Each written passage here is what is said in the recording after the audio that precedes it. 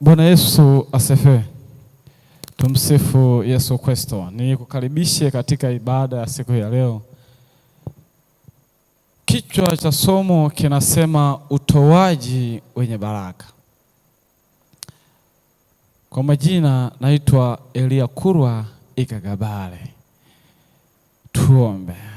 Mtakatifu Baba wa mbinguni, Roho wako mwema aongoze kufafanua hili somo la leo, ili kila atakayelisikia Baba wa mbinguni akaseme ni wewe umesema kupitia mimi.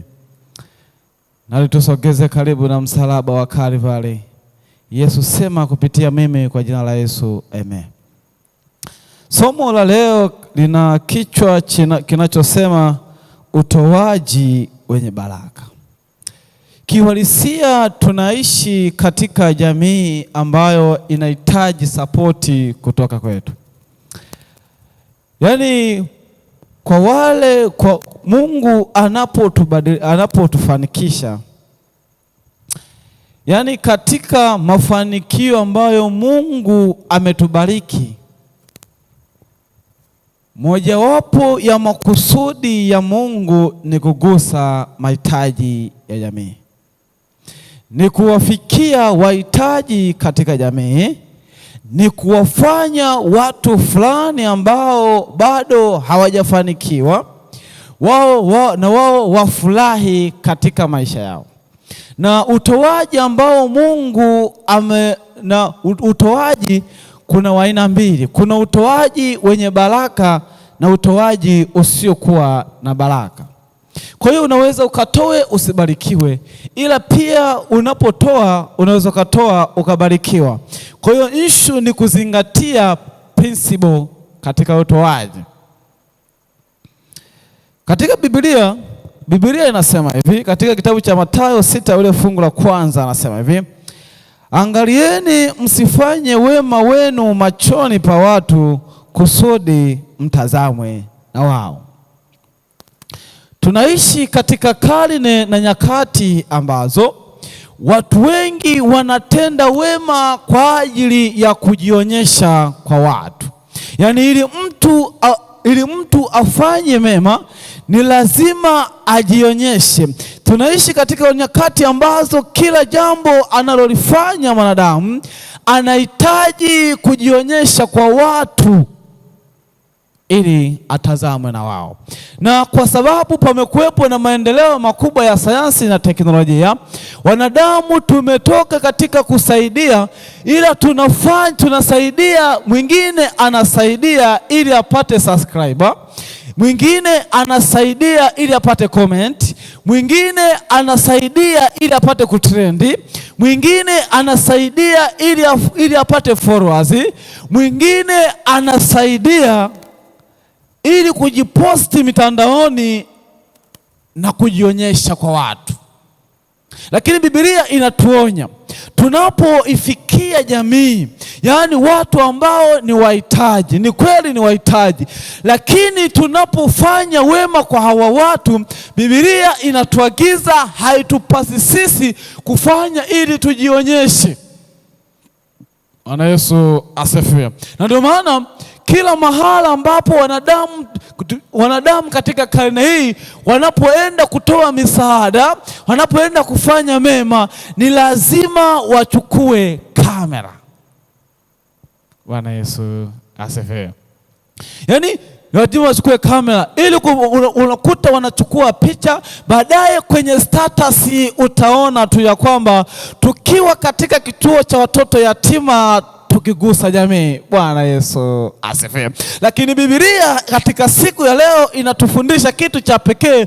Tunapogusa mahitaji ya jamii, tunapowafikia watoto yatima, tunapowafikia wazee ambao hawajiwezi, tunapowafikia watu wanaoishi katika maisha magumu, tunapowafikia watu walio masikini, haitupasi kufanya ili kujionyesha kwa watu, hatupasi kufanya ili kupata subscriber, haitupasi kufanya ili kupata komenti, hatupasi kufanya ili tutazamwe na watu. Kwa maana utoaji wa namna hiyo hauna baraka mbele za Mungu. Anaendelea kusema kwamba kusudi mtazame nao, kwa maana mkifanya kama hayo hampati thawabu mbele za Mungu. Yaani utoaji wa namna hiyo wa kujionyesha kwa watu ni utoaji ambao hauna thawabu mbele za Mungu. Na ndio maana moja ya vitu ambavyo vinawachukiza hata watu wanaopokea misaada, yaani watu hawa wahitaji, moja ya vitu ambavyo vinawachukiza ni pale ambapo anasaidiwa halafu anapostiwa katika mitandao ya kijamii. Ni pale ambapo anasaidiwa mbele za, yani anasubiri mtu ili akusaidie mpaka uwe mbele za watu. Kwa hiyo moja ya vitu ambavyo watu hawa wanachukia na hawavipendi ni pale ambapo mtu anawasaidia ili kujipatia sifa kupitia wao. Ni pale ambapo anawasaidia ili kujionyesha mbele za watu. Sikilizeni, wale ni wahitaji, hivyo tunapowasaidia fanya kimya kimya. Kuna thawabu katika kugusa mahitaji ya jamii. Ukiachana na kwamba kuna watu wanaofanya wema ili kutazamwa na watu, kuna kundi lingine la watu wanaosaidia vitu ambavyo vimechakaa. Yaani kuna mtu anakuwa na uwezo wa kununua nguo nzuri akapeleka kwa wahitaji, ili apeleke kwa wahitaji kama ni nguo ambayo imechakaa, kama ni viatu ambavyo vimechakaa. Yaani kiwalisia, yani in short, anapeleka vitu ambavyo hata yeye mwenyewe akipewa hawezi akazivaa. Sikiliza, aina ya utoaji hiyo haina thawabu mbele za Mungu. Hiyo ni kundi la pili. Yaani mtu anatoa, anasubiri kama ni nguo anaivaa mpaka inachakaa, kama ni kiatu mpaka kinachakaa, yaani mpaka kitu kichakae ndipo anakitoa. Yaani kuna wakati ambapo hawa wahitaji tumewafanya kama sehemu ya kutupia uchafu, yaani kama sehemu ya kupeleka, yaani kama dampo la kutupia manguo yaliyotumika ambayo hayawezi yakatumika tena. Sikiliza, moja ya principles za kuwasaidia watu, toa kitu ambacho hata moyo wako unauma. Yaani ukiwa unamsaidia mtu, msaidie kitu ambacho mpaka roho yako ihisi kuumia. Yaani kama unatoa kitu ambacho hata moyo wako hautikisiki, huo msaada wako jiulize mara mbili. Hilo ni kundi la watu wanaosaidia. Kuna kundi la watu wengine ambao wanawasaidia watu ili kuwafanya watumwa. Bwana Yesu asifiwe. Kuna mwingine anapomsaidia mtu anamfanya kuwa mtumwa, na ndio maana kuna utumwa nyuma ya misaada inayotolewa na watu wa karne ya 21. Wala hujanielewa? Yaani hivi, kuna utumwa mkubwa nyuma ya misaada inayotolewa na watu wa kizazi cha 21. Yaani mtu anatoa ili kukufanya mtumwa, na ndio maana unakuta mtu akishakusaidia anahitaji akukontrol jinsi ambavyo yeye anataka ufanye vile ambavyo yeye anataka, hata kama sio sahihi.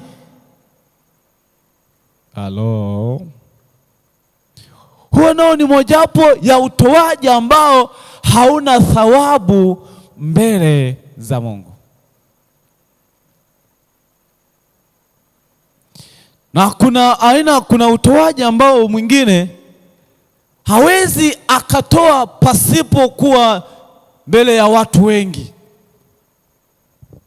Hao nao ni aina ya utoaji.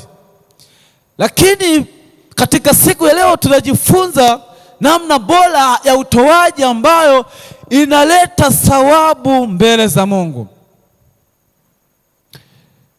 Biblia inaendelea inasema hivi, basi wewe utoapo sadaka usipige panda mbele yako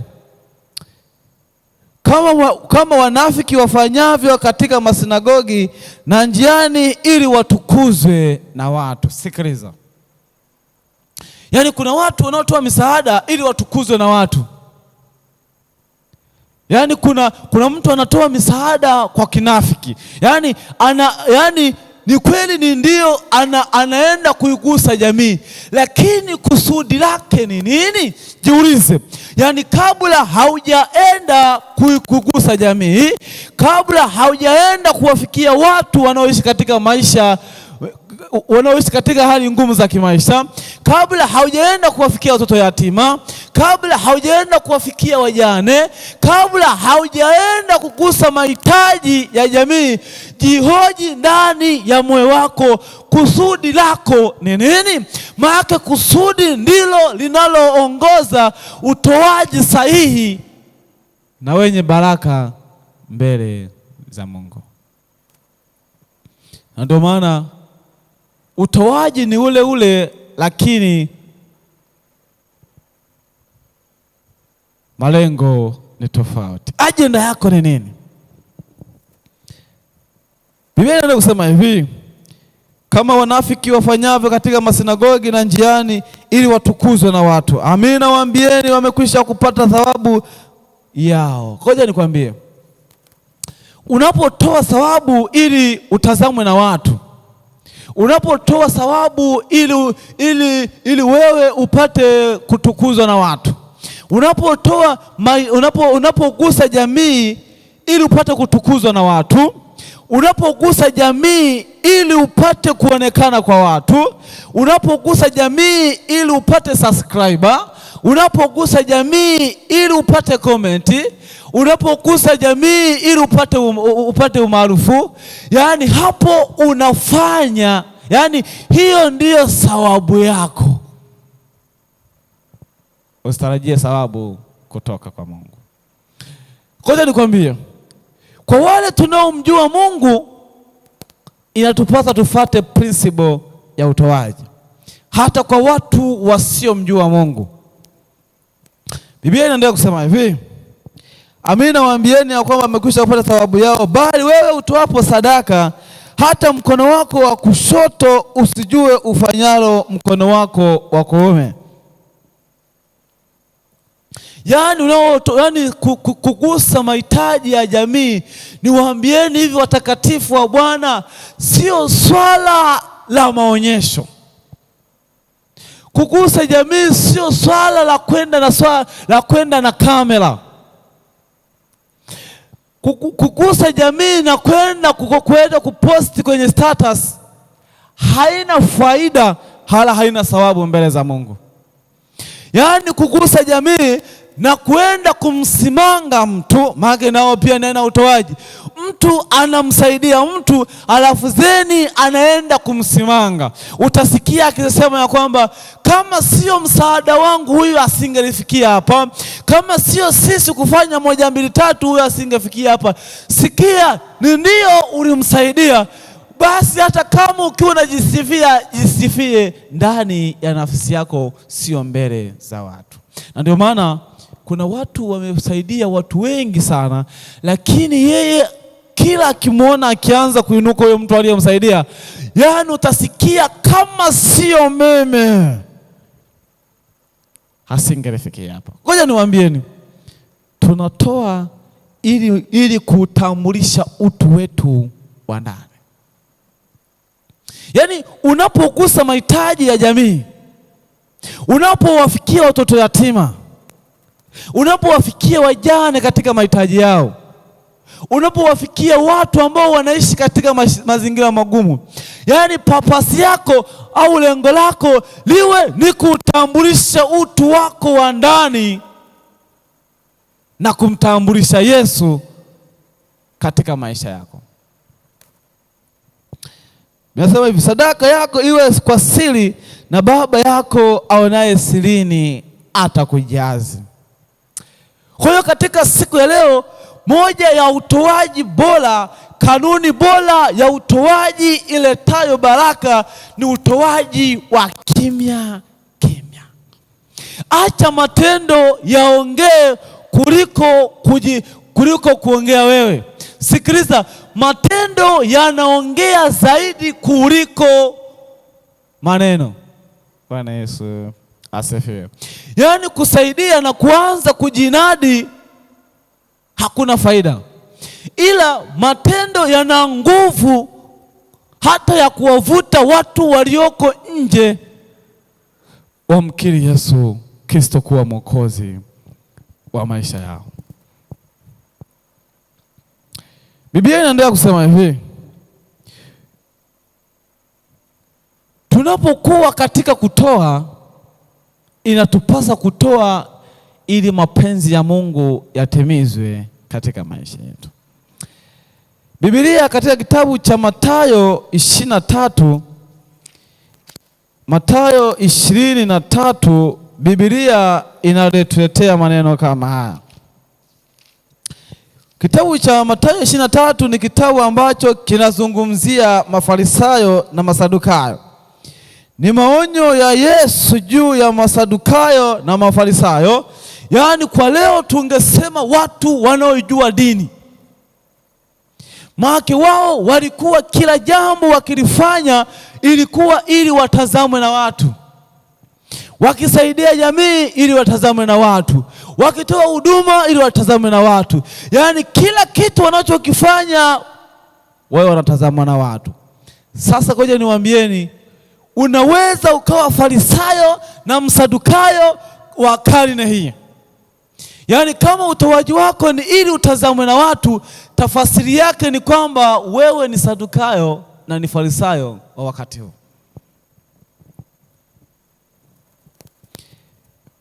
Kwa hiyo katika siku ya leo tunajifunza utoaji wenye mibaraka kwa Mungu. Wasaidie watu bila kuwa na masharti katika maisha yako. Gusa mahitaji ya jamii ukiwa na lengo la kumtangaza Yesu katika maisha yako. Na ngoja nikupatie moja ya mbinu nzuri sana katika maisha yako. Yaani kama wewe unayenisikiliza, Mungu amekubariki, umefikia katika mafanikio fulani hivi ya kimaisha. Huenda ni mafanikio ya kifedha, kiuchumi uko vizuri. Ni mafanikio ya kitaaluma, mafanikio ya kiuongozi. Umefanikiwa lakini hauna amani. Ngoja nikwambie, yaani upo katika mafanikio fulani hivi ya kimaisha, mafanikio ya kielimu, umefanikiwa katika level za juu, mafanikio ya kiuchumi, mafanikio ya taaluma mbalimbali, katika uongozi, nyadhifa mbalimbali, katika sekta yoyote ile, na unajihisi kwamba hauna amani, nenda ukawaguse wahitaji. Nenda ukaguse mahitaji ya jamii, amani yako itarejea. Yaani kama ni baba mama, kusanya watoto, tembelea katika kituo cha watoto yatima chochote kile, gusa mahitaji ya wao watu. Nikwambie na kuhakikishia katika siku ya leo, amani itarejea katika familia yako. Katika kitabu cha Isaya 57, Isaya 57:58 tafadhali, inathibitisha hili jambo. Inasema hivi: je, sio kuwagawia wenye njaa chakula chako? Je, sio kuwagawia wenye njaa chakula chako na kuwaleta masikini waliotupwa nje nyumbani kwako?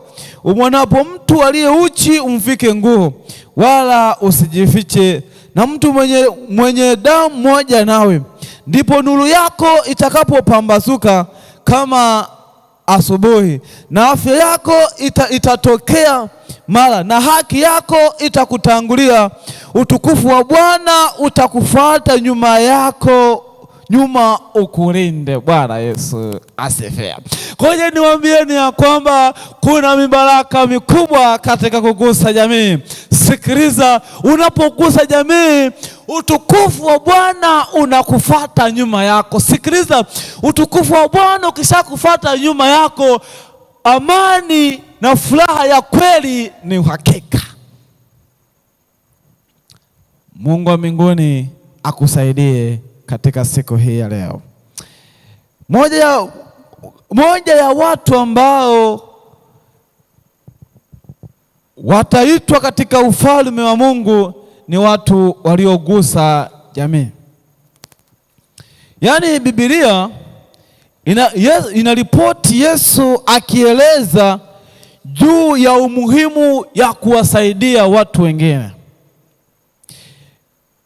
juu ya kuwasaidia watu kwa upendo. Ngoja nikwambie, unapowasaidia watu, wasaidie kwa upendo wa kweli, uwasaidie kwa unyenyekevu. Gusa mahitaji ya jamii ili kuwavuta watu kwa Yesu. Yaani watu wayaonapo matendo yetu wavutwe kumfuata Yesu. Biblia katika kitabu cha Mathayo 25 na lile fungu la 31 inatuletea habari ya watu wale wanaotenda mema kwa ajili ya watu wengine. Biblia inasema hivi: hapo atakapokuja Mwana wa Adamu katika utukufu wake na malaika watakatifu wote pamoja naye, ndipo atakapoketi katika kiti cha utukufu wake, na mataifa yote watakusanyika mbele zake, naye atabagua kama vile mchungaji abaguavyo kondoo na mbuzi. Ataweka kondoo mkono wake wa kuume na mbuzi mkono wake wa kushoto. Kisha mfalme atawaambia wale walioko mkono wake wa kuume, njooni mliobarikiwa na Baba yangu, uriseni ufalme uliowekwa tayari tangu kuumbwa ulimwengu. Kwa maana nalikuwa na njaa, mkanipa chakula, nalikuwa na kiu, mkaninywesha, nalikuwa mgeni, mkanikaribisha, nalikuwa uchi, mkanivika, nalikuwa mgonjwa, mkaja kunitazama, nalikuwa kifungoni, mkanijia. Ndipo wenye haki watakapomjibu wakisema, Bwana, ni lini tulipokuona una njaa tukakulisha, au na kiu tukakunywesha? Je, ni lini tulipokuona mgeni tukakukaribisha, au uchi tukakuvika? Ni lini tulipokuona mgonjwa au kifungoni tukakujia? Na mfalme atajibu akiwaambia, amini nawaambia, kadiri mlivyowatendea mmoja wa hao ndugu zangu walio wadogo, mlinitendea mimi. Bwana Yesu asifiwe. Yaani kadiri tunavyowatendea hawa wanadamu wenzetu, tumemtendea Yesu. Hebu mgusa moyo wa Yesu kwa kuwafanyia mema watu wengine. Gusa moyo wa Yesu kwa kufikia mahitaji ya jamii. Mungu amekubariki vitu vingi sana. Vitumie vitu hivyo kuwa mbaraka kwa watu wengine. Yaani Mungu amekubariki ili wabariki wengine, na ili Mungu aendelee kukubariki, bariki wengine. Tena Biblia inaendelea nasema hivi: kisha atawaambia wale walioko mkono wake wa kushoto, ondokeni kwangu mliolaaniwa, mwende katika moto wa milele uliowekwa tayari na Ibilisi na malaika zake. Kwa maana nalikuwa na njaa, msinipe chakula, nalikuwa na kiu, msininyweshe, nalikuwa mgeni, msinikaribishe, nalikuwa uchi, msinivike, nalikuwa mgonjwa na kifungoni, msije kunitazama. Ndipo hao pia watajibu wakisema, Bwana, ni lini tulipokuona wewe una njaa au na kiu au mgeni au uchi au mgonjwa au kifungoni tusikuhudumie? Naye atajibu akisema, amini nawaambia, kadiri mlivyowatendea mmojawapo hao walio wadogo hamkunitendea mimi, na hao watakwenda zao kuingia katika adhabu ya milele, bali wenye haki watakwenda katika uzima wa milele. Sikiliza, unawatendeaje watu wanaokuzunguka? Wewe jiulize, unamtendeaje mfanyakazi wako wa ndani? Maana kuna watu walioko ndani ya kanisa ambao kiwalisia wanavyowatendea watu wafanyakazi wao wa ndani ni kama wanavyowatendea wapagani. Yaani kuna watu ambao walioko ndani ya kanisa ambao wanawanyanyasa watendakazi wa ndani. Bwana Yesu asifiwe. Yaani Yesu atuhurumie, kwa sababu jinsi tunavyowatendea hawa watu ndivyo unavyomtendea Yesu.